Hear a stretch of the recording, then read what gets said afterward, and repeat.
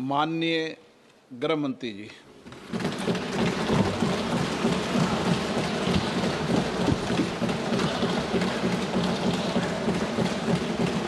सम्माननीय अध्यक्ष जी, मैं आज पहलगांव में निर्दोष यात्रियों की नृशंस हत्या पाकिस्तानी आतंकवादियों के द्वारा जो की गई और उसके जवाब में देश के प्रधानमंत्री जी ने दृढ़ इच्छा शक्ति का परिचय कराते हुए ऑपरेशन सिंदूर की सेना को परमिशन दी और हमारे वीर जवानों ने सटीकता बहादुरी के साथ पाक स्थित आतंकवादी अड्डों को चूर चूर करने का काम किया। वो घटना पर जो बहस हो रही है, इसमें हिस्सा लेने के लिए मैं खड़ा हुआ हूं। माननीय अध्यक्ष जी, सबसे पहले पहलगांव में जो नृशंस हत्या की गई निर्दोष नागरिकों की, धर्म पूछकर उनको मारा गया, इनके परिवार के सामने मारा गया और बड़ी बर्बरता के साथ ये हत्याएं की गई, इसकी मैं घोर निंदा करता हूं। और जो मारे गए हैं इनके परिजनों के साथ अत्यंत हृदय की गहराइयों से मैं संवेदना भी व्यक्त करना चाहता हूं। ऑपरेशन सिंदूर के जवाब में पाकिस्तान के हमारे नागरिक ठिकानों पर गोलीबारी की, इसमें भी कुछ नागरिक हताहत हुए, गुरुद्वारा भी टूटा, मंदिर भी टूटा। जो भी नागरिक उसमें घायल हुए हैं और जो हताहत हुए हैं, वो सभी के प्रति मैं पूरे सदन की ओर से गहरी संवेदना व्यक्त करना चाहता हूं। माननीय अध्यक्ष जी, कल से यहां पर पक्ष और विपक्ष दोनों की चर्चा चल रही है और स्वाभाविक है, जब इस तरह की नृशंस घटना घटे देश में, तब इस पर मुक्त चर्चा भी होनी चाहिए, चिंतन भी होना चाहिए, आगे न हो इसकी व्यवस्था की भी चिंता होनी चाहिए। माननीय अध्यक्ष जी, मैं विषय पर आने से पहले आपके माध्यम से सदन को और सदन के माध्यम से पूरे देश को ऑपरेशन महादेव जो कल एक हुआ है, इसकी जानकारी देना चाहता हूं।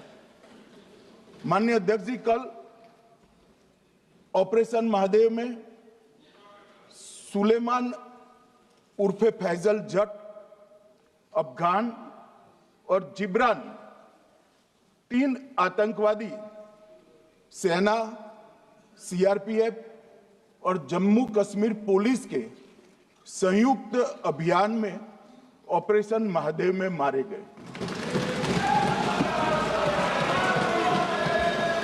और माननीय अध्यक्ष जी,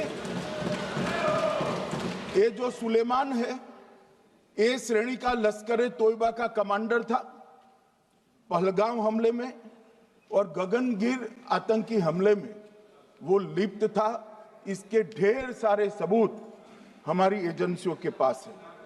अफगान ए श्रेणी का लश्कर तैयबा का आतंकवादी था और जिब्रान भी ए ग्रेड आतंकवादी था। और माननीय अध्यक्ष जी, मैं सदन को और सदन के माध्यम से पूरे देश को बताना चाहता हूं, जिन्होंने बैसरन घाटी में हमारे प्रवासियों को, नागरिकों को मारा था, ये तीनों आतंकवादी ये थे और तीनों मारे गए।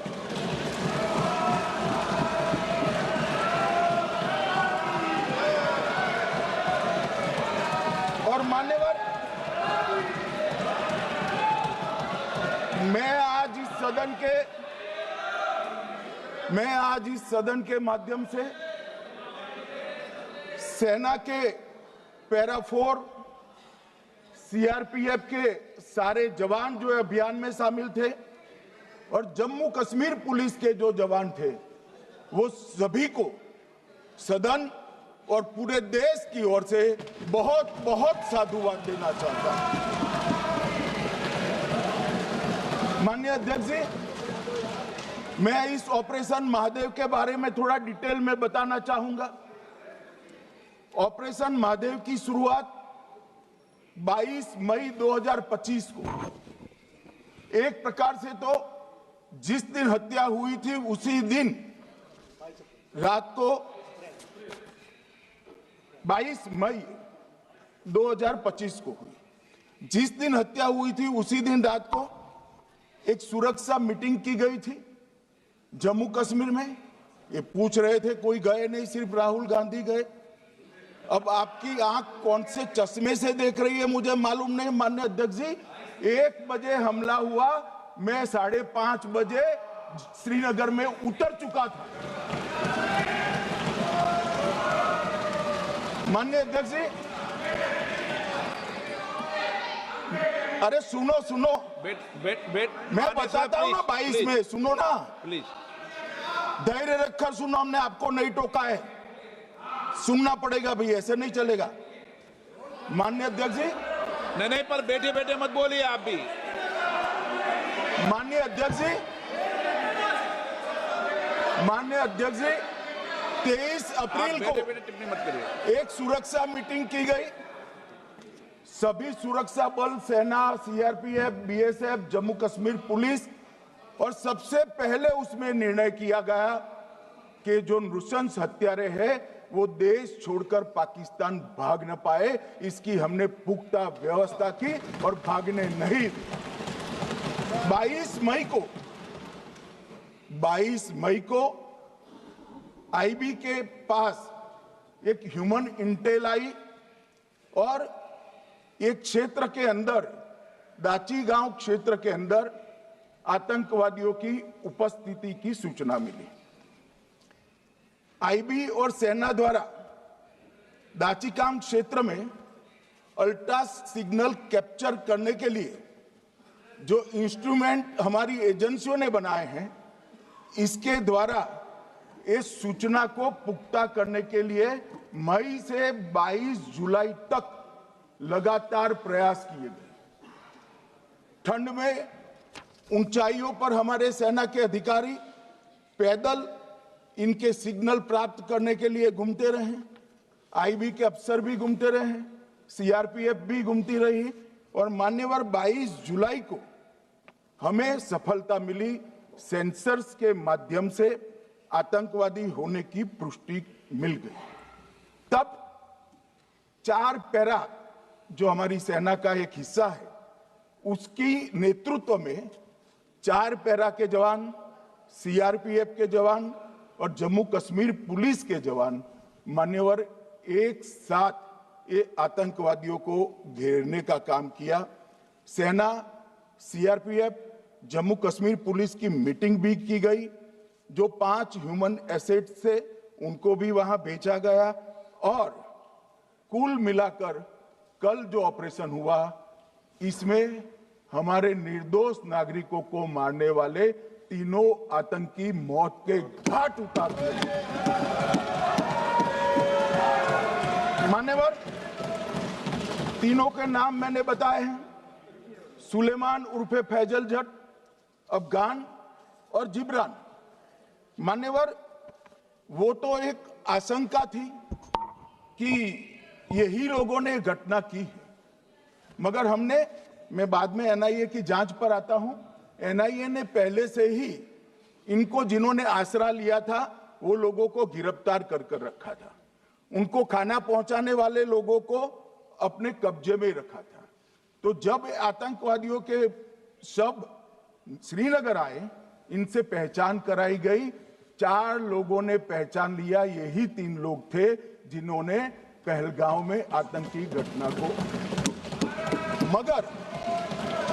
मगर हमने इस पर भी भरोसा नहीं किया मान्यवर, कोई जल्दबाजी नहीं की।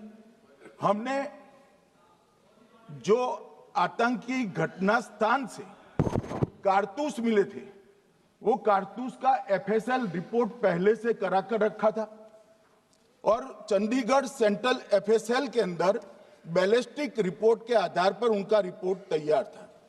जब ये कल आतंकवादी मारे गए, इनकी 3 राइफलें पकड़ी गई। एक M9 अमेरिकन राइफल थी और 2 AK-47 राइफल थी। जो कारतूस मिले थे वो भी M9 और AK-47 के भी थे, मगर हमने इससे भी संतोष नहीं माना।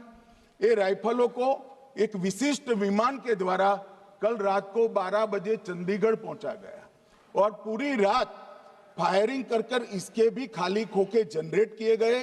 2 खोखों का मिलान किया गया, राइफल की नाली और निकले हुए खोखों का भी मिलान हो गया। तब ये तय हो गया कि इन्हीं 3 राइफलों से हमारे निर्दोष नागरिक मारे गए। और मान्यवर, आज मैं सदन को बताते हुए बहुत खुश हूं। मोदी जी ने ऑपरेशन सिंदूर कर आतंकवादियों को जिन्होंने आतंकवादियों को भेजा था, उनके आकाओं को जमीन में मिलाने का काम किया था। सेना और सीआरपीएफ ने वो आतंकवादियों को भी समाप्त कर दिया। और मान्यवर,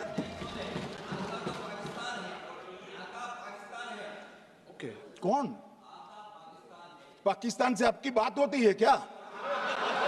अरे बैठ जाओ भाई।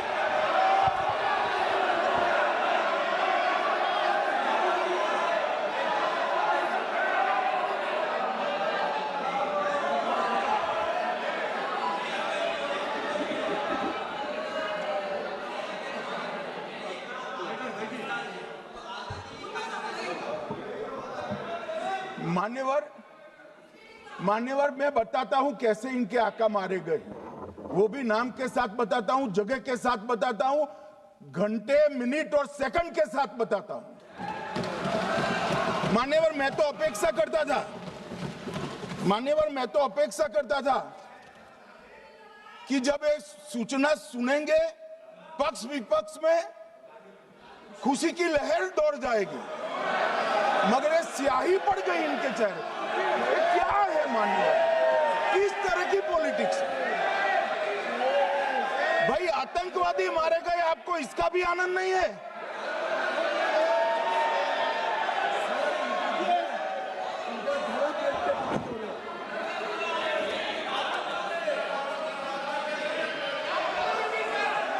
अखिलेश जी बैठ जाइए, मेरा पूरा जवाब सुनिए, आपका सब जवाब आ जाएगा।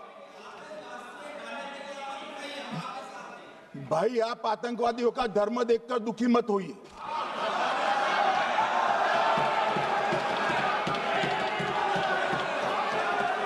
अखिलेश बैठ जाइए यार।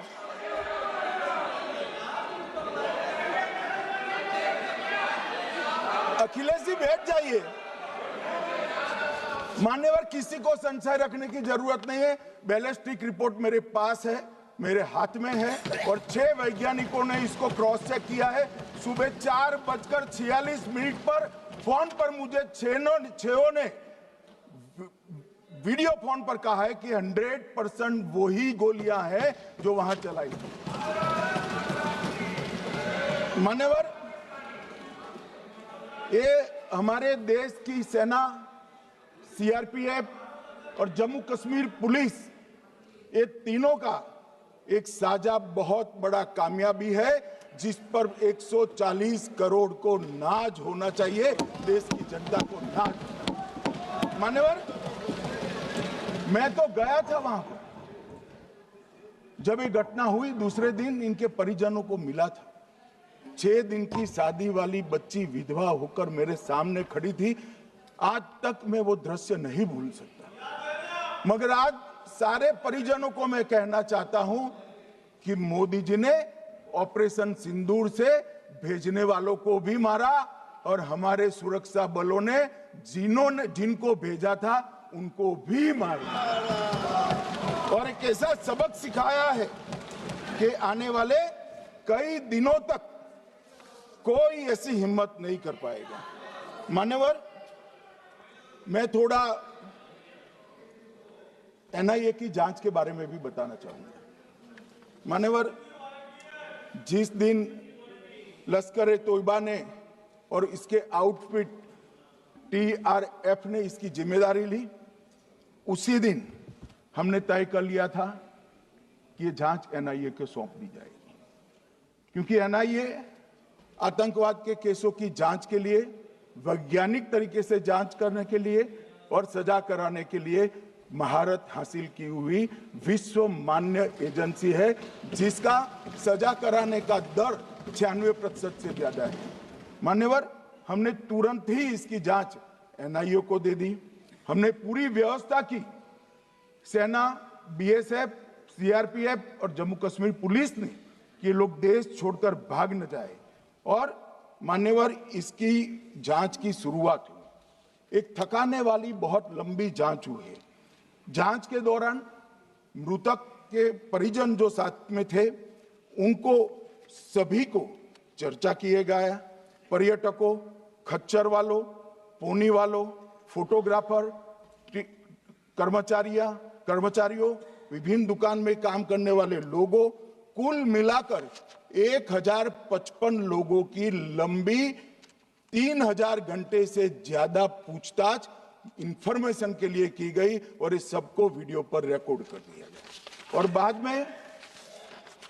बाद में इसके आधार पर स्केच बनाया गया और ढूंढते 22/6/25 को एक बशीर की पहचान की गई और परवेज की पहचान की गई, जिन्होंने आतंकवादी घटना के अगले दिन आतंकवादियों को शरण दी थी। उनको अपने ढोक में रखा था। वो दोनों को गिरफ्तार कर लिया गया। अब वो हमारी कस्टडी में है। दोनों गिरफ्तार अपराधियों ने खुलासा किया कि 21/4/25 की रात को 8 बजे 3 आतंकवादी बेसरन से लगभग 2 किलोमीटर दूर स्थित परवेज ढोक में आए थे। आतंकवादियों के पास AK-47 और M9 कार्बाइन थी। जो 2 आतंकवादियों ने काली पोशाक पहनी थी और एक ने छद्म वेश किया था। खाना खाया, चाय पी और ढोक से निकलते वक्त कुछ खाना, नमक, मिर्च और मसाले लेकर वो चले गए। मान्यवर, उस वक्त हमने जिन खोखो को रिकवर किया था, इसको हमने चंडीगढ़ FSL में टेस्टिंग के लिए भेज दिया। और जब चंडीगढ़ FSL में टेस्टिंग के लिए भेजा गया तो वही राइफल से एप्को आतंकी हमला हुआ था, वो भी निश्चित हुआ। तो आज इसके साथ साथ दूसरे एप्को आतंकी हत्या को अंजाम देने वाले आतंकियों का भी इसके साथ ही समाप्ति हुई है, उनको मार दिया गया है। मान्यवर, और इसके बाद में स्केच बनाया गया। गिरफ्तार किए गए दोनों आरोपियों की माता जो थी, उन्होंने ये तीनों आतंकियों के मृतदेहों को पहचान लिया है। दोनों आतंकवादी घटना में साथ लेने वाले उनके साथियों ने भी पहचान लिया है। और अब उसकी FSL की पुष्टि भी आज सुबह 4 बजे हो गई थी। अब मैं जांच का पूरा ब्यौरा बताना चाहता हूं। मान्यवर, ये हमले में 3 पाकिस्तानी आतंकवादी थे। हमले में 2 AK-47 और 1 M9 कार्बाइन का प्रयोग किया गया था। और अब जो पकड़े गए हैं, इसके सुलेमान के कारण एप्को का मामला भी आज रिजॉल्व हो रहा है और आतंकवादियों को पनाह देने वाले 2 स्थानीय लोगों को भी इस केस में पकड़ लिया गया है। अब मान्यवर, कल पूछते थे कहां से आए, कहां गए, किसकी जिम्मेदारी है। भाई, जिम्मेदारी हमारी ही है। हम सरकार में हैं, हमारी ही जिम्मेदारी है। मगर मैं पूछता हूं, जब आप सरकार में थे तब क्या क्या हुआ था, इसकी जिम्मेदारी किसकी थी और क्यों निर्वहन नहीं किया, वो भी बाद में पूछूंगा। जरा धीरज से सुनना। मगर मान्यवर, मुझे एक बड़ा दुख हुआ। कल इस देश के पूर्व गृह मंत्री चिदंबरम जी ने सवाल उठाया कि क्या प्रूफ है कि ये आतंकवादी पाकिस्तान से आए और मान्यवर कब उठाया? जब संसद में चर्चा होने वाली थी। क्या कहना चाहते हैं चिदंबरम साहब? किसको बचाना चाहते हैं? पाकिस्तान को बचाकर आपको क्या मिलेगा? वो ये कह रहे हैं कि और क्या है? मत जवाब दो, मत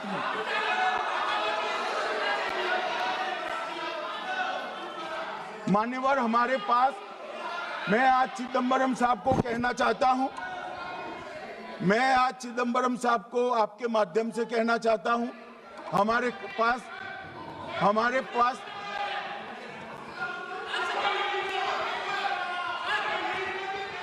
मान्यवर हमारे पास प्रूफ है, वो भी मैं सदन के सामने रखना चाहता हूं कि तीनों पाकिस्तानी थे। 3 में से 2 के पाकिस्तान के वोटर नंबर भी आज हमारे पास उपलब्ध है। मान्यवर ये राइफलें हैं, ये राइफलें भी हमारे पास उपलब्ध है। इनके पास से जो चॉकलेटें मिली हैं, वो चॉकलेटें ढोक में से मिली, वो भी पाकिस्तान की बनाई हुई चॉकलेट है।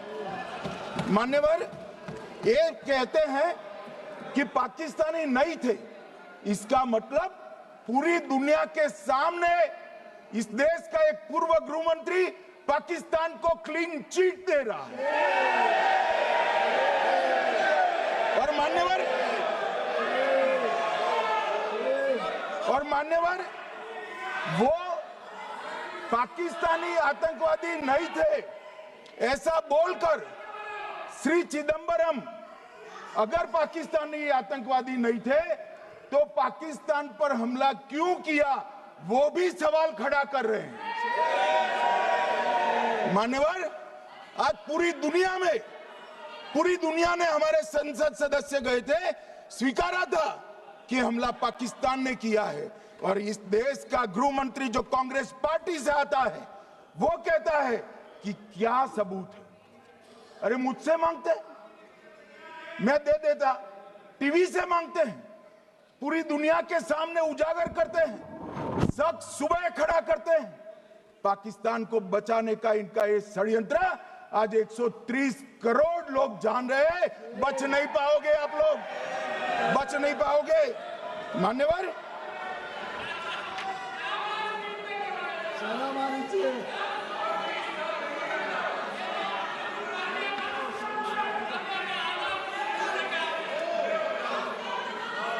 मान्यवर अब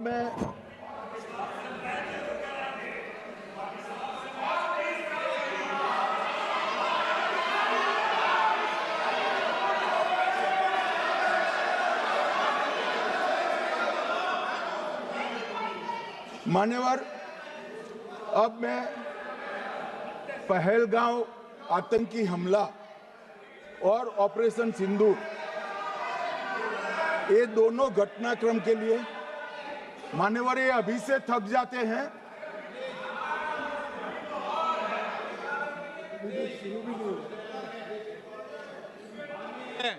प्लीज बैठिए।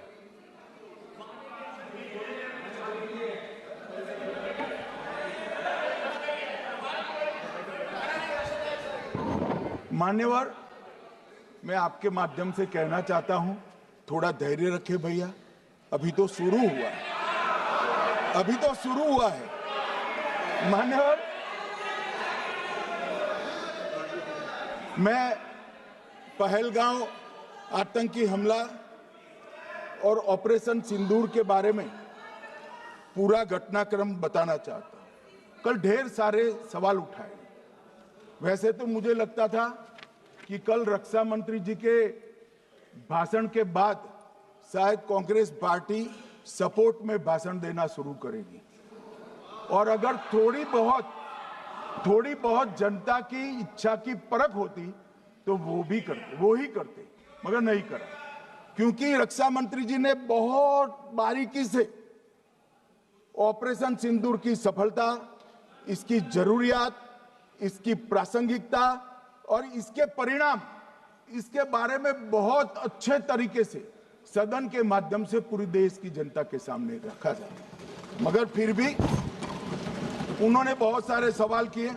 अब सवाल किए हैं तो मुझे जवाब देना भी पड़ेगा, उनको सुनना भी पड़ेगा। मान्यवर, मैं पूरा घटनाक्रम बताना चाहता हूं। मान्यवर, 22 अप्रैल को पहलगांव में आतंकवादी हमला हुआ। इसमें 26 लोग मारे गए, 25 भारतीय और 1 नेपाली नागरिक। हमने उसी वक्त मैं श्रीनगर जाने के लिए निकल गया। रात को ही सुरक्षा बलों की मीटिंग कर ये भाग न पाए इसकी व्यवस्था की। माननीय मोदी जी ने 23 और 30 अप्रैल को सीसीएस की मीटिंग चेयर की। ये कह रहे हैं, मैं आज बताना चाहता हूं कि सीसीएस की 23 अप्रैल की मीटिंग में क्या हुआ।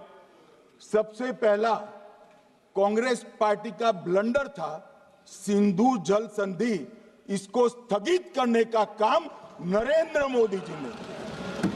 हमने अटारी के माध्यम से एकीकृत जांच चौकी जो चलती थी उसको बंद कर दिया।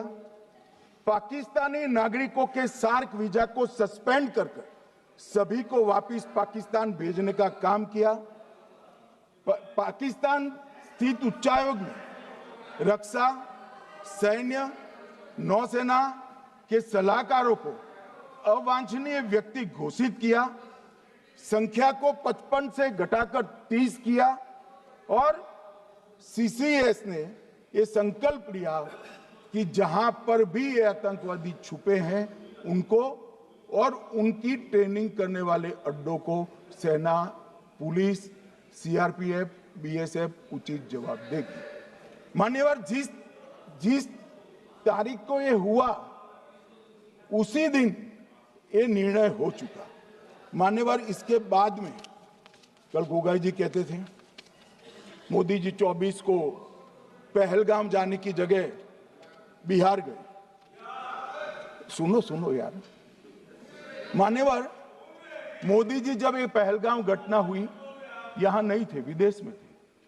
आने के बाद तुरंत सीसीएस बैठक की और मोदी जी जिस दिन बिहार गए उस दिन पहलगाम में कुछ नहीं, कोई नहीं था, सिर्फ राहुल गांधी थे।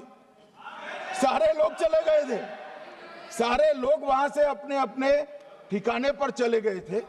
मगर इन्होंने एक बात कही, उस पर मेरी आपत्ति है। मान्यवर, उन्होंने कहा 24 अप्रैल को चुनावी भाषण किया।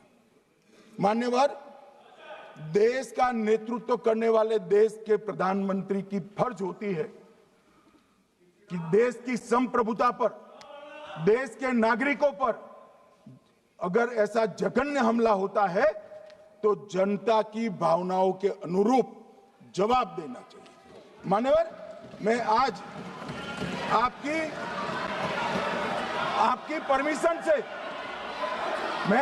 परमिशन से मोदी जी के बिहार भाषण के कुछ अंश पढ़ना चाहता हूं। कोट अनकोट है। 22 अप्रैल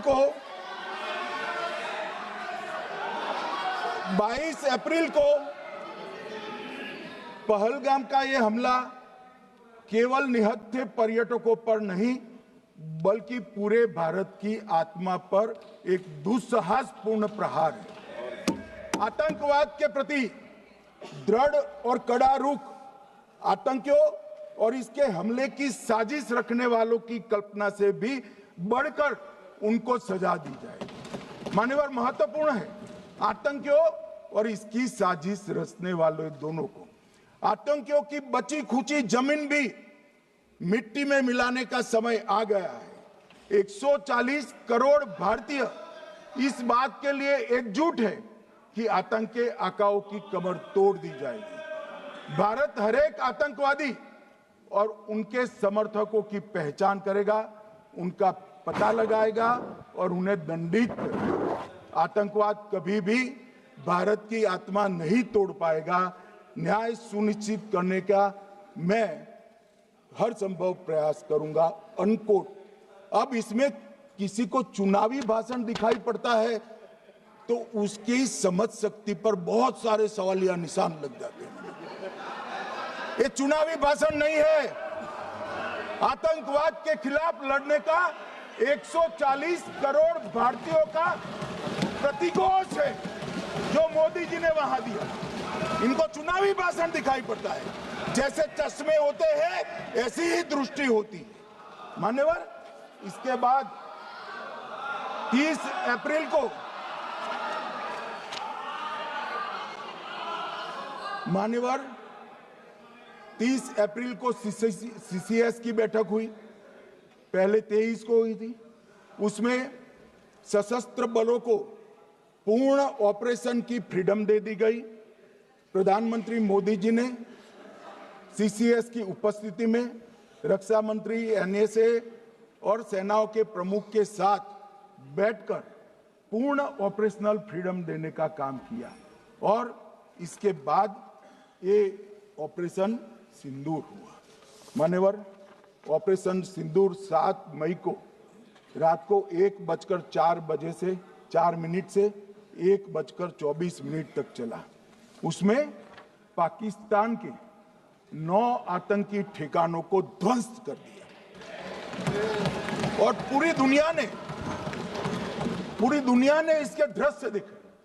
साहब, इससे बड़ा संयमित हमला नहीं हो सकता। आजकल दुनिया में युद्ध चल रहे हैं, हम देख रहे हैं, बच्चे मर रहे हैं, महिलाएं मर रही, निर्दोष मर रहे। हमने 9 आतंकी अड्डों को समाप्त किया, परंतु एक भी सिविलियन नहीं मारा गया, केवल और केवल आतंकी मारे गए।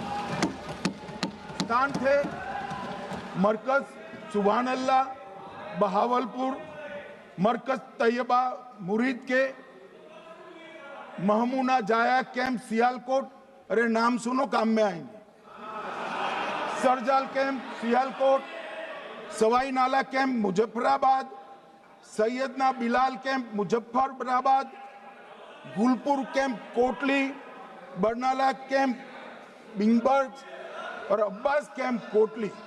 मान्यवर, सर्जिकल स्ट्राइक और एयर स्ट्राइक में हमने पाक ऑक्यूपाई कश्मीर में ही हमला किया, एक प्रकार से भारत के हिस्से पर ही हमला किया।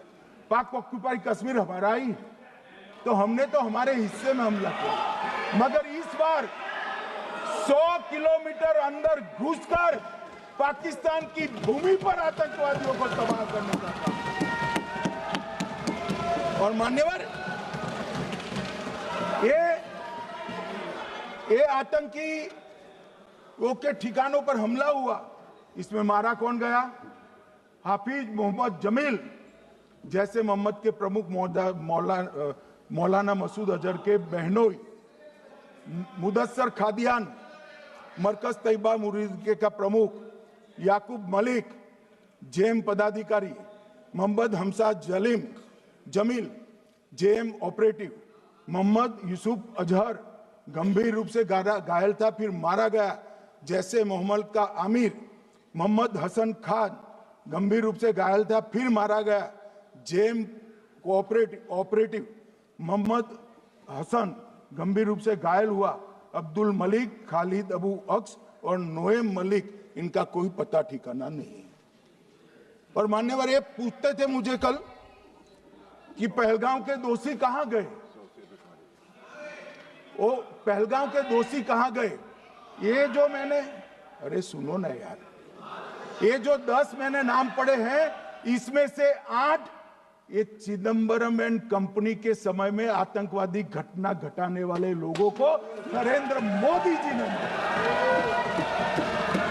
ये हमें पूछते हैं कहां गए? अरे भाई, आपके समय में जो छुप गए थे उनको चुन चुन कर हमारी सेना ने समाप्त कर दिया है। और ये 10 नहीं, कल राजनाथ जी घबराते घबराते बोले हैं, अब ऑथेंटिक शब्द का है, मैं बढ़ा नहीं सकता, मगर कम से कम 100 लोगों को हमारी सेना ने समाप्त, 100 से अधिक लोगों को हमारी सेना ने समाप्त करने का काम। मान्यवर, और इस पर भी गर्व नहीं कर सकते आप, इस पर भी गर्व नहीं कर सकते।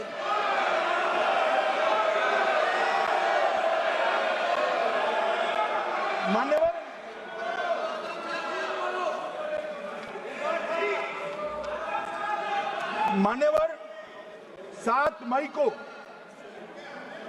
1:26 पर 22 मिनट पर ये हमारा काम समाप्त हो गया। हमारे डीजीएमओ ने उनके डीजीएमओ को बता दिया कि भाई हमने आतंकवादी हमलों पर स्थानों पर सिर्फ हमला किया है, इनके हेडक्वार्टर पर हमला किया है, जो हमारा आत्मरक्षा का अधिकार है। पूरी दुनिया इसको एक्नॉलेज करती है। ऐसा नहीं हो सकता है मनमोहन सिंह के समय की तरह कि वो आकर मारेंगे और हम चुपचाप बैठे रहेंगे और जाकर चर्चा करेंगे। ये नरेंद्र मोदी सरकार, ऐसा नहीं हो सकता। डोजियर भेजते रहेंगे। मान्यवर, उरी में हमला हुआ, हमने सर्जिकल स्ट्राइक किया। पहलगाम में हमला हुआ, एयर स्ट्राइक करा, और अरे पुलवामा में हुआ, एयर स्ट्राइक करा, और पहलगाम में हमला किया। 100 किलोमीटर अंदर जाकर 9 अड्डों और 100 से ज्यादा आतंकवादी को समाप्त। मान्यवर, अब देखिए, हमने तो हमला किया था पाकिस्तान स्थित टेररिस्ट ठिकानों पर। अब पाकिस्तान से गलती हो गई। टेररिस्ट ठिकानों पर जो हमला किया था उसको वो अपने पर का हमला मान बैठे और पूरी दुनिया में कहते थे कि हमारा टेररिज्म से कोई लेन देन नहीं है। ये तो अब ऐसे ही ग्रुप करते, हम तो विक्टिम है, जो मनमोहन सिंह ने सर्टिफाइड भी कर दिया था कि ये भी विक्टिम है। मान्यवर, मगर दूसरे दिन इनकी श्रद्धांजलि का कार्यक्रम हुआ और पाकिस्तान को मालूम नहीं पड़ा कि ये पूरी दुनिया देखेगी। सेना के आला अफसर उनके नमाजे जनाजा में उपस्थित हुए, उनके जनाजे को कंधा दिया और ये सारे आतंकवादियों के जनाजे के जुलूस के अंदर पाकिस्तानी सेना, इनके अफसर, आईएसआई के अफसर, वहां की पुलिस के अफसर अश्रुभीनी आंख के साथ जुड़े थे। और मान्यवर, ये सिंदूर ने पाकिस्तान को पूरी दुनिया में एक्सपोज कर दिया कि पाकिस्तान के अंदर टेररिज्म स्टेट स्पॉन्सर्ड टेररिज्म है। ये पूरी तरह से, मान्यवर, पूरी तरह से एक्सपोज हो गया। 8 मई को पाकिस्तान ने हमारे रिहायशी इलाकों में हमला किया, हमारे सेना के अड्डों पर हमला किया, मगर एक भी मिसाइल से उनका कुछ नुकसान नहीं कर पाई। बहुत नजदीक से की हुई गोलाबारी के कारण हमारे एक गुरुद्वारा टूटा, एक मंदिर टूटा, कुछ हमारे नागरिक हताहत हुए।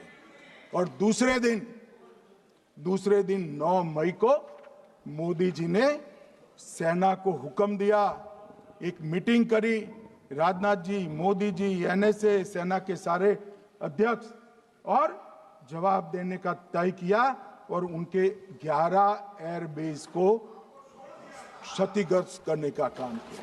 मान्यवर, 8 एयरबेस इतने सटीक तरीके से तोड़े गए, पाकिस्तान की पूरी एयर डिफेंस सिस्टम धरी की धरी रहेगी, कुछ नहीं कर पाई।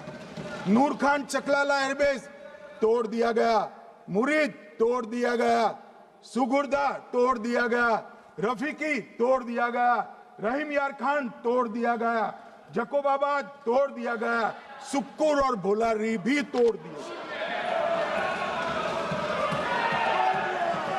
और सुक्कुर, लाहौर, अरिफवाला, चुनेन, जकोकाबाद और नया चोर, ये 6 रडार सिस्टम भी उनके पूरी तरह से ध्वस्त कर दिए। 2 surface to air guided weapon Lahore और ओकारा में इनका जखीरा भी समाप्त कर दिया गया। और मान्यवर, ये हर चीज में पॉलिटिक्स करते हैं, हर चीज में। जब उन्होंने हमारे रिहायशी इलाकों पर हमला किया, फिर भी हमने इनके रिहायशी इलाकों पर हमला नहीं किया, सिर्फ इनके एयरबेस और एयर डिफेंस सिस्टम को निशाना बनाया और उनकी आक्रमण करने की क्षमता को पंगु कर रख दिया। हमारी पूरी सेना, पूरी वायुसेना, पूरी नौसेना अक्षुण्ण थी और उनकी हमला करने की क्षमता को हमने छिन्न विछिन्न कर दिया। पाकिस्तान के पास शरण में आने के अलावा और कोई चारा ही नहीं था। इसलिए मान्यवर, इसलिए 10 मई को डीजीएमओ ने, पाकिस्तान के डीजीएमओ ने भारत के डीजीएमओ को फोन किया और 5 बजे हमने इस संघर्ष को विराम किया। अब मान्यवर,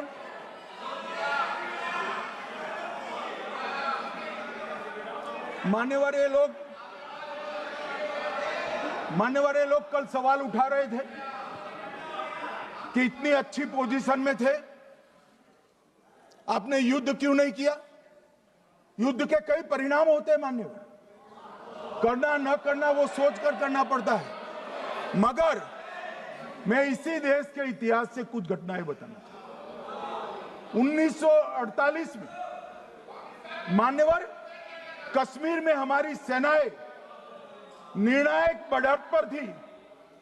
सरदार पटेल ना बोलते रहे, जवाहरलाल नेहरू जी ने एक तरफा युद्ध विराम कर दिया।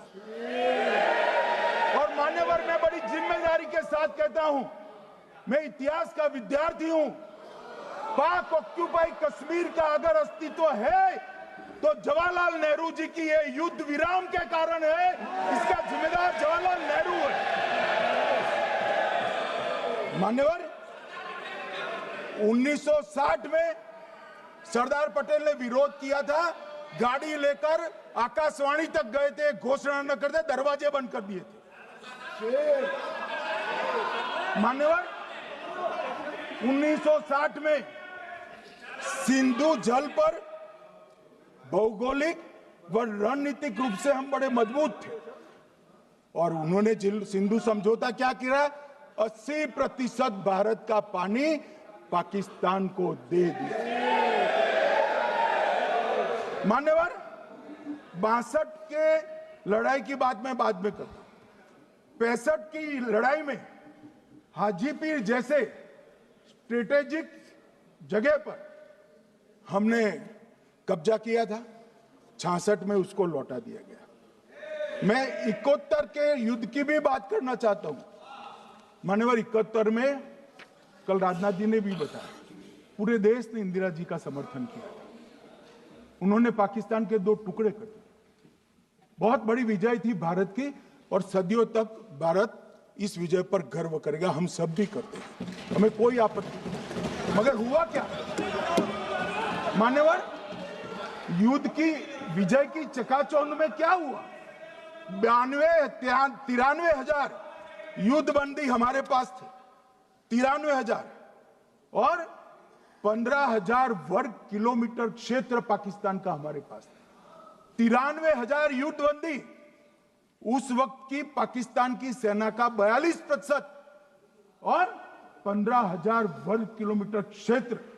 मगर शिमला में समझौता हुआ, पाक ऑक्यूपाई कश्मीर मांगना ही भूल गए। अगर उस वक्त पाक ऑक्यूपाई कश्मीर मांग लेते, न रहेगा बांस, न बजती बांसुरी। ये कैंप तोड़ने की जरूरत न पड़ती साहब आपको, हमको। मान्यवर, इतना ही नहीं, पाक ऑक्यूपाई कश्मीर तो नहीं लिया, मांगना ही भूल गए। 15,000 वर्ग किलोमीटर की जीती हुई भूमि भी वापस दे दी। तय हुआ था पाकिस्तानी नरसंहार के लिए युद्ध अपराध न्यायाधिकरण बनेगा, नहीं बना। सेना ने पूर्वी पाकिस्तान में नरसंहार किया था। 195 पाकिस्तानी अधिकारियों पर मुकदमा चढ़ना था। भुट्टो अपने साथ इंदिरा जी के सामने से छुड़ा कर ले गए। जनरल मानेक शॉ का एक कोट अनकोट कहता हूं, जनरल मानेक शॉ का, जो एक प्रकार से आर्किटेक्ट माने जाते हैं बांग्लादेश विजय के, इन्होंने कहा कि भुट्टो ने भारत के नेतृत्व को मूर्ख बनाया। अब जो शब्द है, मैं आप कोट अनकोट है, इसमें मेरा कुछ नहीं है, ये लोग गुस्सा न हो सकते। I told her into bracket Indira Gandhi, Indira ji को कहा, that he into bracket Bhutto के लिए, he has made monkey out of you. समझ में आता है? ये फील्ड मार्शल साहब ने कहा है मान्यवर, और ये हमें सिखा रहे हैं ये नहीं किया, वो नहीं किया, फलाना नहीं किया, ठिकाना नहीं किया। अरे भाई, आप तो पाकिस्तान को क्लीन चिट दे रहे हो कि पाकिस्तान ने हमला ही नहीं किया है। क्या अधिकार है आपको पूछने का? कोई अधिकार नहीं है साहब। देखिए क्या होता है, मैंने कहा पाकिस्तान को क्लीन चिट दे रहे हो, तो कनी मोदी जी कह रही है कि हम नहीं दे रहे। कनी मोदी जी, माननीय अध्यक्ष जी, आपके माध्यम से मैं कनी मोदी को बताना चाहता हूं, माननीय सदस्य जी को, कि वो कह रही है हमने नहीं दिया, मगर जिसके साथ बैठते हो उसका दोस्त तो आपके सर पर आएगा ना। चिदंबरम जी कर रहे हैं, आपके राज्य से है, कांग्रेस के प्रमुख नेता है, देश के पूर्व गृह मंत्री कह रहे हैं कि पाकिस्तान ने आतंकवादी नहीं भेजे थे। क्या क्लीन चिट देना चाहते? किसी को अधिकार नहीं है साहब यहां आतंकवाद पर बोलने का, किसी को अधिकार नहीं। मान्यवर, मैं अब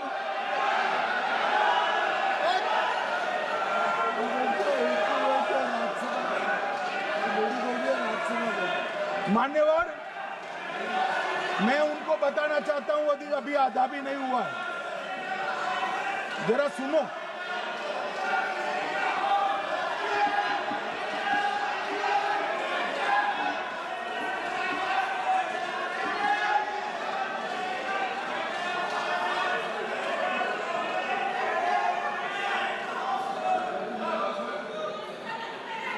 मान्यवर, 62 के चिन्ह में क्या हुआ, 62 के युद्ध में क्या हुआ? मन ये अभी कल कुछ कांग्रेस के सदस्य चीन का सवाल पूछ रहे थे, मैं आज पूछना चाहता हूं 62 के युद्ध में क्या हुआ? 38,000 वर्ग मीटर, पूरा सदन ध्यान से सुने, 38,000 वर्ग मीटर अक्साई चीन का हिस्सा चीन को दे दिया गया, और वर्ग किलोमीटर ही बोला, वर्ग किलोमीटर। और मान्यवर, ऐसी ही चर्चा उस वक्त सदन में हुई, मैं तो बड़ी गंभीरता से जवाब दे रहा हूं, मुझे बोलने नहीं देते। जवाहरलाल नेहरू जी ने क्या कहा? वहां घास का एक तिनका भी नहीं उगता है, वो जगह को क्या करे? तो एक संसद सदस्य ने, नेहरू जी का सर मेरे जैसा था, महावीर प्रसाद त्यागी जी ने कहा कि आपके सर पर भी एक बाल नहीं, वो चीन बेच दे क्या? मान्यवर इस तरह से जवाब देते थे, नॉन सीरियस टाइप के जवाब। और कल गोगोई जी बड़ा बड़ा उछल उछल कर बोल रहे थे। अरे गोगोई जी, आपको मालूम है उन्होंने चीन के बारे में, आसाम के बारे में क्या कहा था? आसाम को आकाशवाणी पर बाय बाय कह दिया था। रिकॉर्डिंग है, रिकॉर्डिंग है।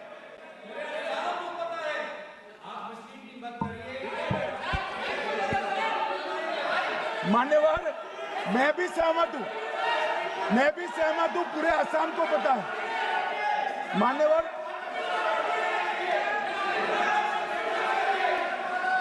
मान्यवर,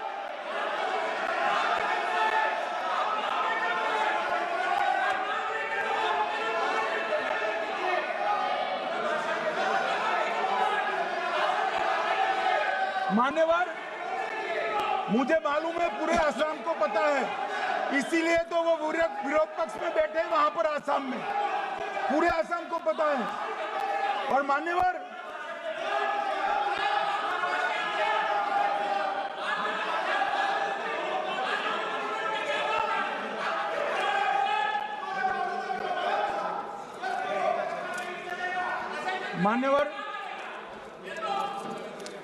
मान्यवर, जोर से बोलने से सत्य को छिपाया नहीं जा सकता।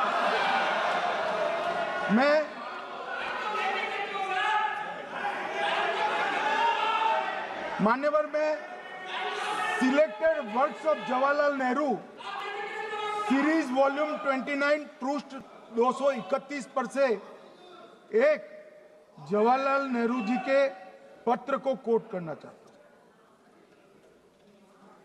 अनौपचारिक रूप से संयुक्त राज्य अमेरिका ने यह सुझाव दिया कि चीन को संयुक्त राष्ट्र में तो ले लिया जाए, मगर सुरक्षा परिषद को नहीं।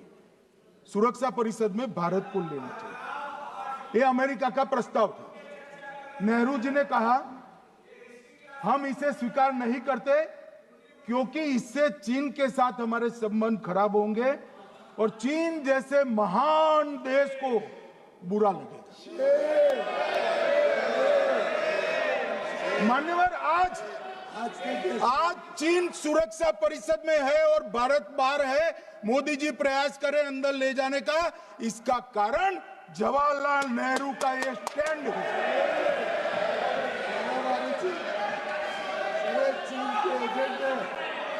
और मान्यवर, ये तो पीढ़ी दर पीढ़ी चलता आ रहा है। राजीव गांधी फाउंडेशन ने चीन के साथ एमओयू कर दिया। अब कहते नहीं है कि एमओयू में क्या था, ये तो बताओ भाई, क्या एमओयू किया था राजीव गांधी फाउंडेशन ने? और जब डोकलाम में हमारे सेना के जवान चीन की सेना के सामने आंख में आंख डालकर बैठे थे, वो चीन के राजदूत के साथ राहुल गांधी मीटिंग कर रहे थे। ये मान्यवर, ऐसा नहीं है। जवाहरलाल नेहरू, सोनिया गांधी, राहुल गांधी, तीन पीढ़ी तक के चीन का प्रेम उतरता जा रहा है। मान्यवर,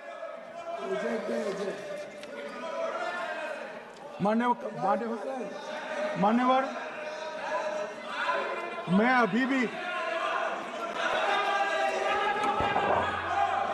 अभी भी एक बात इस महान सदन के माध्यम से देश की जनता को कहना चाहता हूं, जो मेरी मान्यता है।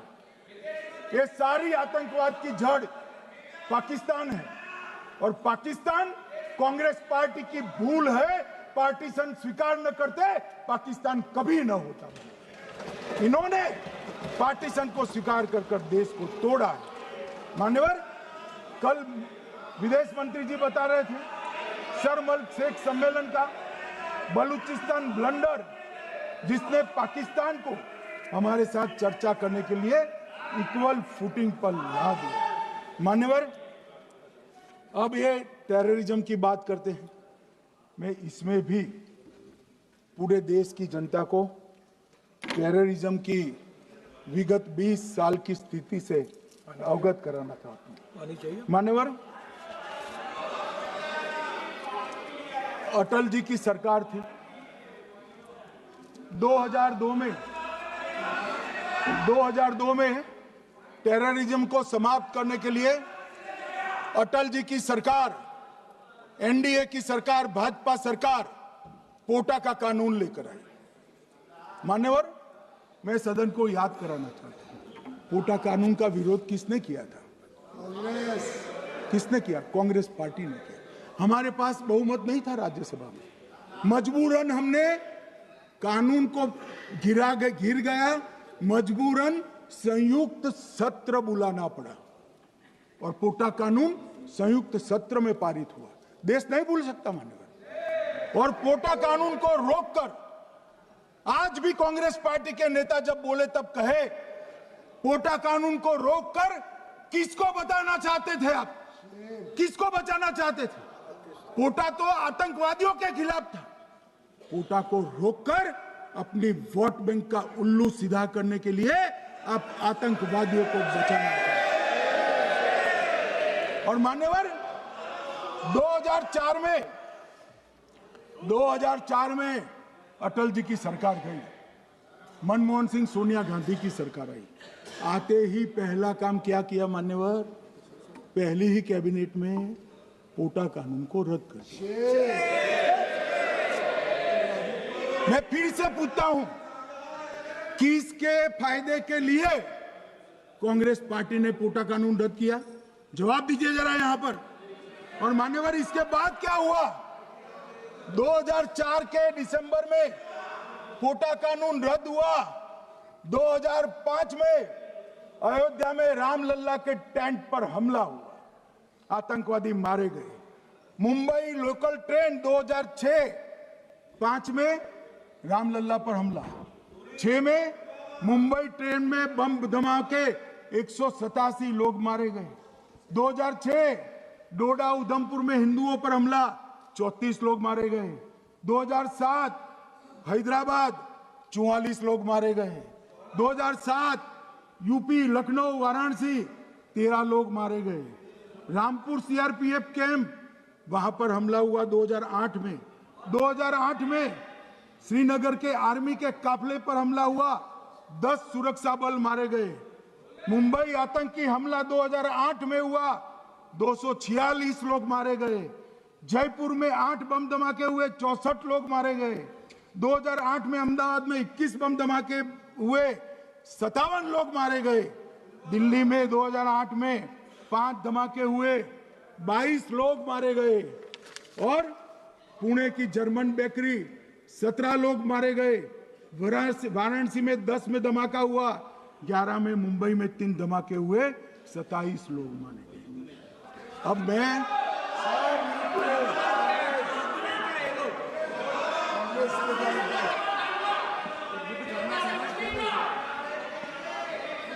मान्यवर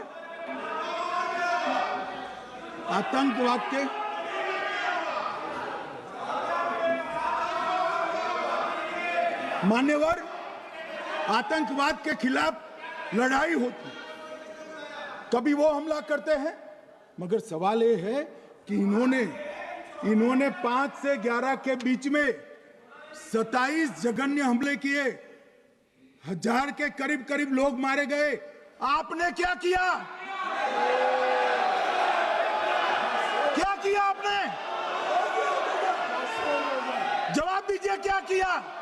और मैं राहुल गांधी जी को चैलेंज देना चाहता हूं, इन्होंने इस आतंकवादी हमलों के खिलाफ उनकी सरकार ने जो कदम उठाए, यहां खड़े रहकर हिम्मत से बताए देश की जनता को। कुछ नहीं किया मान्यवर। ये यहां से आतंकवादियों की फोटो पाकिस्तान भेजते रहे, डोजियर भेजते रहे। और मान्यवर ये कहते हैं कि आपके समय में भी हमले हुए। मैं उनको अंतर समझाना चाहता हूं, वो देख नहीं पा रहे। मान्यवर, हमारे समय में जो भी आतंकवादी घटना हुई, पाक प्रेरित और कश्मीर सेंट्रिक हुई। देश के हिस्से में 2014 से 2025 तक एक भी घटना नहीं हुई है मान्यवर। ये नरेंद्र मोदी सरकार है मान्यवर। और कश्मीर में भी आज स्थिति ऐसी हुई है, उनको पाकिस्तान से आतंकवादी भेजने पड़ते हैं। कश्मीर में आतंकवादी अब हमारे नहीं बनते हैं मान्यवर। और मैं सलमान खुर्शीद जी को भी याद करना चाहता हूं। एक बार मैंने बड़े सवेरे में नाश्ता करता था, टीवी पर उनको रोते हुए देखा। मुझे लगा क्या हुआ, कोई बड़ी घटना हो गई। तो रोते रोते वो श्रीमती सोनिया गांधी के घर से बाहर आ गए कि बाटला हाउस की घटना देखकर सोनिया जी फूट कर रो पड़ी। अरे रोना था तो शहीद मोहन शर्मा के लिए रोते, बाटला हाउस के आतंकवादियों के लिए रोना आता है। और मान्यवर हमें पूछते हैं कि आपने क्या किया। कोई अधिकार नहीं है पूछने का, कोई अधिकार नहीं है मान्यवर। और ये हमें पूछते थे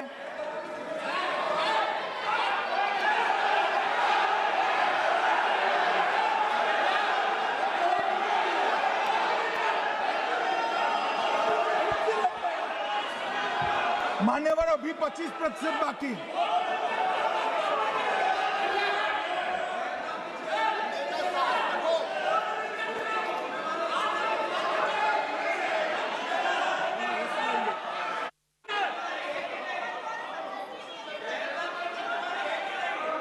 बैठिए, जवाब दे रहे हैं ना आपका, जवाब दे रहे हैं आपका। पहलगांव के बाद जो घटनाक्रम घटित, उसका जवाब दे दिया ना माननीय गृह मंत्री जी ने। आपने पूछा आतंकवादियों क्या हुआ, आतंकवादियों का जवाब दे दिया। क्या पूछना चाहते हैं आप? आपने हर सवाल पूछा, हर सवाल जवाब सुनिए। माननीय गृह मंत्री जी।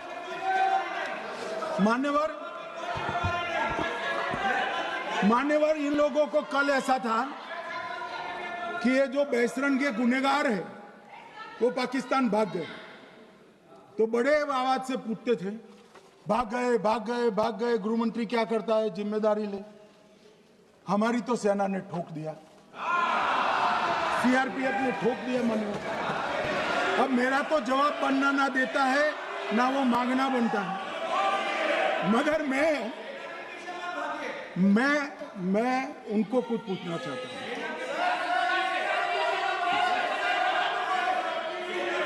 मान्यवर,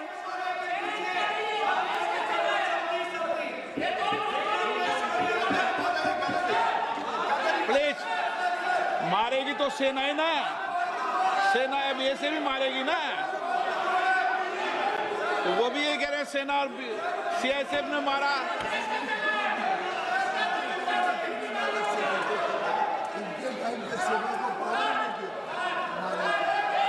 मान्यवर, ये कहते हैं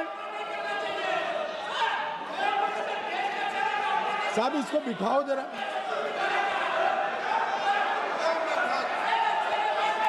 हाँ, प्लीज बैठिए बैठिए बैठिए बैठिए बैठिए।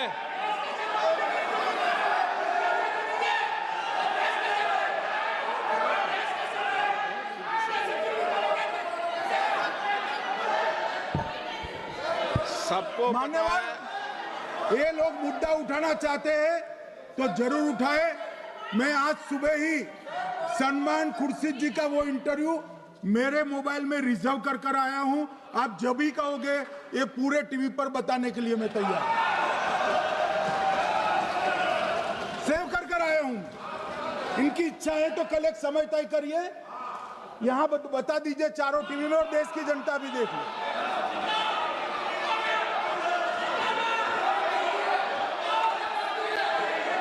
मान्यवर कह रहे हैं बताओ, आप बताओ, बताना है या नहीं बताना, नहीं पूछो ना उनको।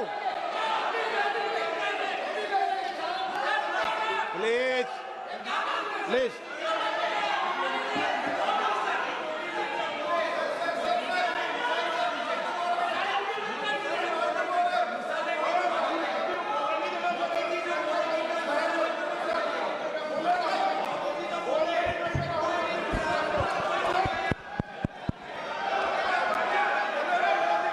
बिट्टू बैठ जाओ। मान्यवर, ये पूछ रहे थे कि क्यों भाग गए। अब मेरा समय काफी जाएगा, मैं जरा संक्षिप्त में कहता हूं, घटनाओं पर नहीं जाऊं। दाऊद इब्राहिम कासकर 1986 में भागा, श्री राजीव गांधी की सरकार। सैयद सलाउद्दीन 93 में भागा, कांग्रेस की सरकार। टाइगर मेमन 93 में भागा, कांग्रेस की सरकार। अनीस इब्राहिम कासकर 93 में भागा, इनकी सरकार। रियाज भटकल 2007 में भागा, इनकी सरकार। इकबाल भटकर 2010 में भागा, इनकी सरकार। मिर्जा सादाब बेग 2009 में भागा, इनकी सरकार। अब मान्यवर, मेरा तो जवाब मांग लिया, हमारे सुरक्षा बलों ने मेरा जवाब भी दे दिया, अब राहुल गांधी इसका जवाब दे।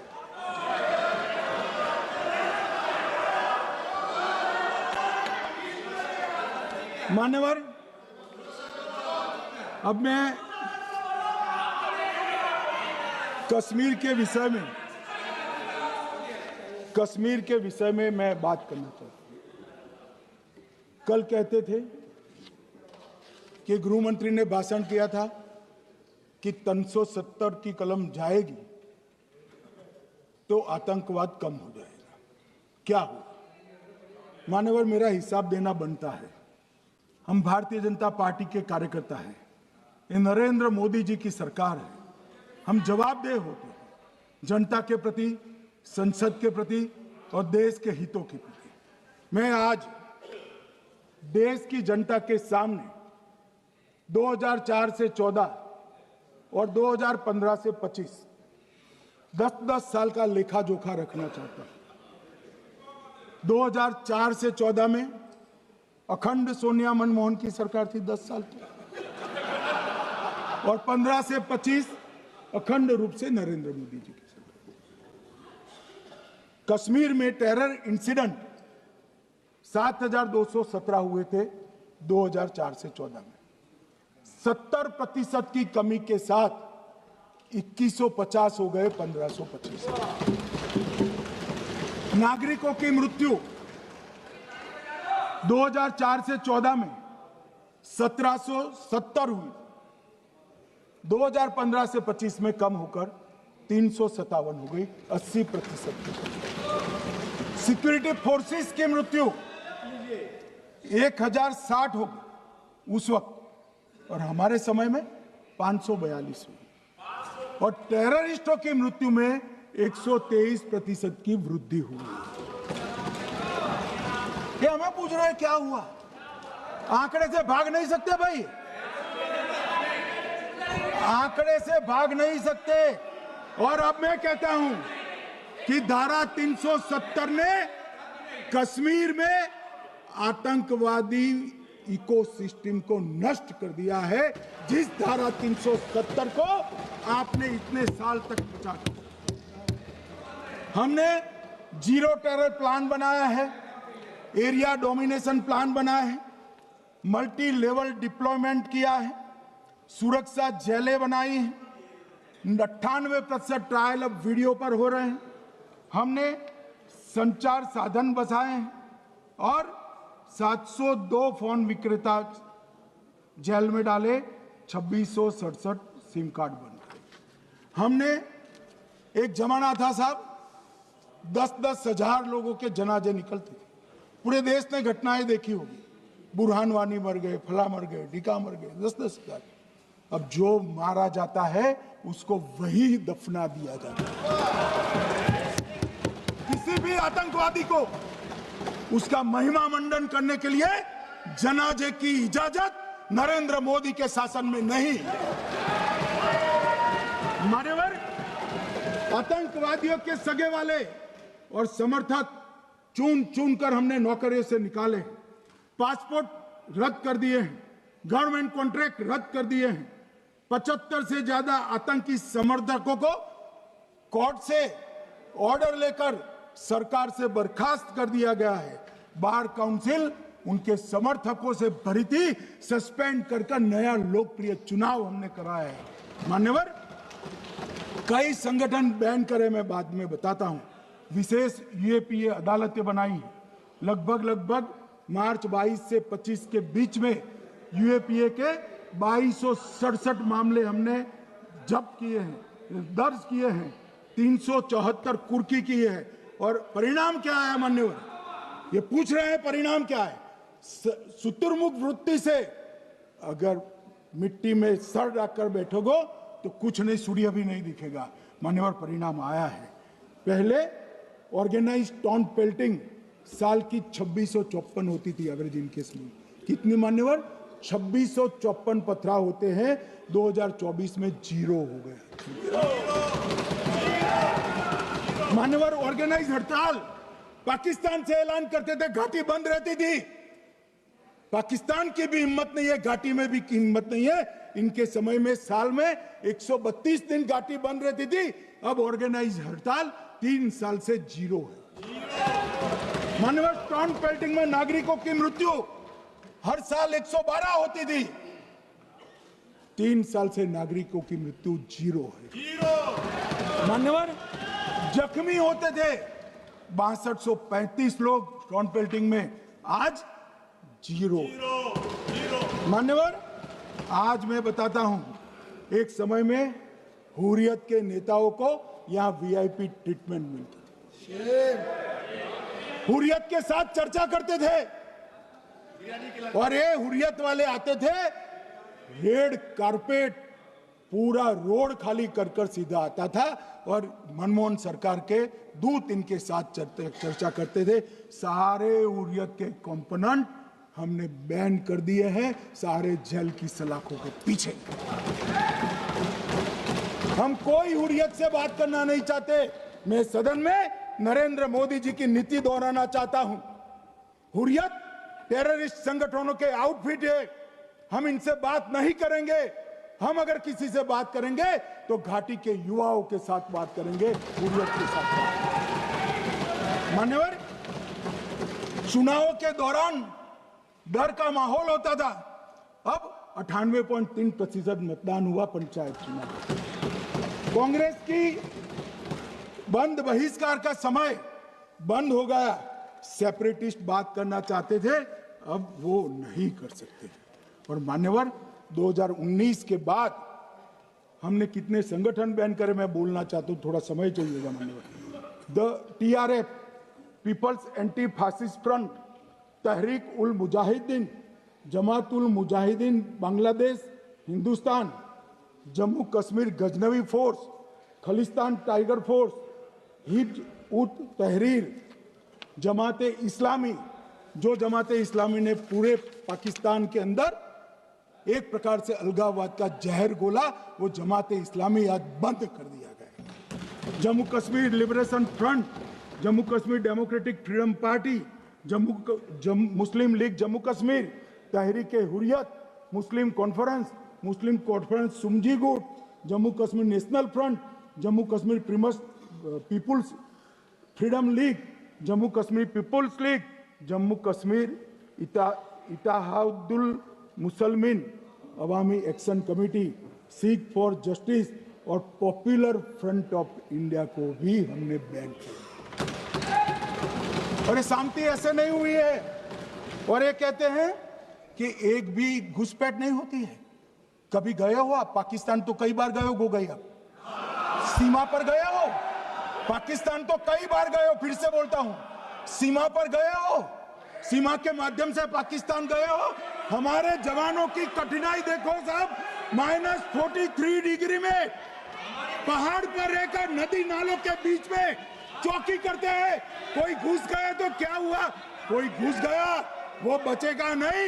यहां हम उसको या तो अरेस्ट करेंगे या तो एनकाउंटर में वो मारा जाएगा, बचेगा कोई नहीं।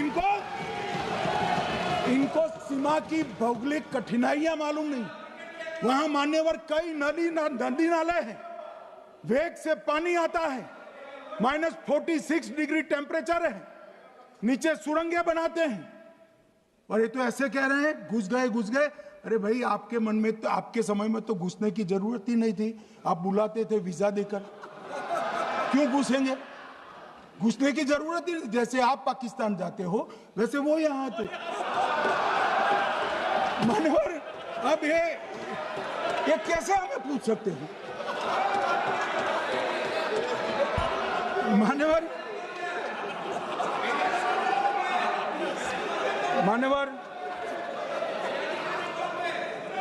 मैं समझ रहा हूं मान्यवर, मैं समझ रहा हूं पोटा का विरोध करने वाले को नरेंद्र मोदी की आतंकवादी विरोधी नीति नहीं पसंद आई। मैं समझ रहा हूं पोटा रद्द करने वाले को नरेंद्र मोदी जी की एंटी टेरर नीति पसंद नहीं आई। मैं समझ रहा हूं टेररिस्टों का बचाव कर वोट बैंक बनाने वालों को एक कोई नीति पसंद नहीं आएगी। मान्यवर, इसका विरोधी होना है। परंतु मैं आज एक बात यहाँ सदन के सामने आपके माध्यम से सदन को और दुनिया को बताना चाहता हूँ। मान्यवर, ये नरेंद्र मोदी सरकार है, टेररिज्म के खिलाफ हमारी जीरो टॉलरेंस की नीति है, ऑफर है, और हम विजयी हो। और मान्यवर, मैं फिर से अंत में ऑपरेशन महादेव में जुड़े हुए सेना, CRPF और जम्मू कश्मीर पुलिस के सभी जवानों को 2 हाथ जोड़कर प्रणाम कर बहुत बहुत साधुवाद।